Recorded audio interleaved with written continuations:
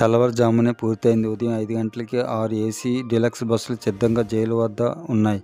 ఈలోగా ప్రభుత్వం బంగ్లాదేశ్ గవర్నమెంట్ని సంప్రదించి ఫ్లైట్ను అర్ధరాత్రికే ఎయిర్పోర్టులో సిద్ధం చేసి ఉంచింది. DIG, commissioner, state government home అధికారులు జైలు దగ్గరకు తెల్లవారుజామునే పర్యవేక్షణకు వచ్చారు. 3 బస్సుల్లో ఖైదీలను వరుసగా ఎక్కించారు. ఆ బస్సులు అధికారులు పిల్లలను బంధించిన కాన్వెంట్ దగ్గరకు వచ్చారు.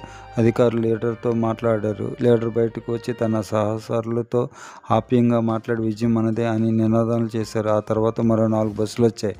ప్రతి బస్సులో 15 మంది టెర్రరిస్టులు, 25 మంది పిల్లలు ఎక్కారు. ప్రతి టెర్రరిస్టుకి ఒక తుపాకీ ఇచ్చాడు లీడర్. ఎక్కడైనా పొరపాటు వస్తే పిల్లల్ని నిర్దాక్షిణ్యంగా కాల్చివేయమన్నాడు. బస్సులన్నీ అధికారుల పర్యవేక్షణలో టెర్రరిస్టు లీడర్ ఆదేశాల మేరకు తెల్లవారుజామున 5 గంటలకి ఎయిర్పోర్టు చేరుకున్నాయి. ఆఖరు బస్సులో రాష్ట్ర, కేంద్ర ప్రభుత్వం అధికారులు, కమిషనర్, డీఐజీలు ఎక్కారు. అందరి ముఖాల్లోనూ చెప్పలేనంత ఉత్కంఠ, టెర్రరిస్టు లీడర్ చెప్పలేనంత ఆనందంగా ఉన్నారు. బస్సులు ఎయిర్పోర్ట్ చేరాయి.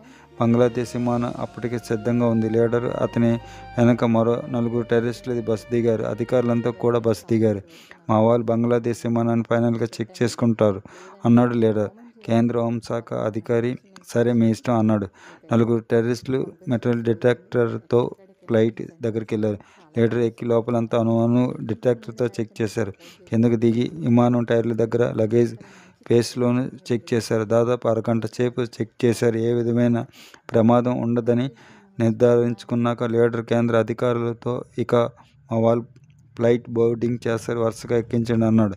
అందరూ టెర్రరిస్టులు ఎక్కుతుండగా లీడర్ ఒక 10 మంది పిల్లల నడుముకు బాంబులు బెల్ట్లతో కట్టి మేము బై ఆఫ్ బెంగాల్లో ఇండియన్ బోర్డర్స్ దాటాక రిమోట్ ద్వారా ఈ బాంబులను ఇన్యాక్టివేట్ చేస్తాం.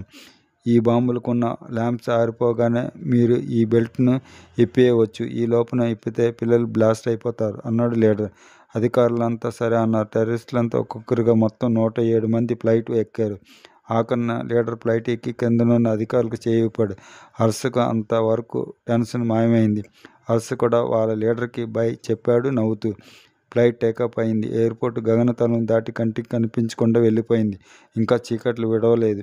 అప్పుడే చన్నని వెలుగు రేఖలు తూర్పున విచ్చుకుంటున్నాయి. Thanks for watching. Please like, share and subscribe VMK Multi Vlogs. Bye bye.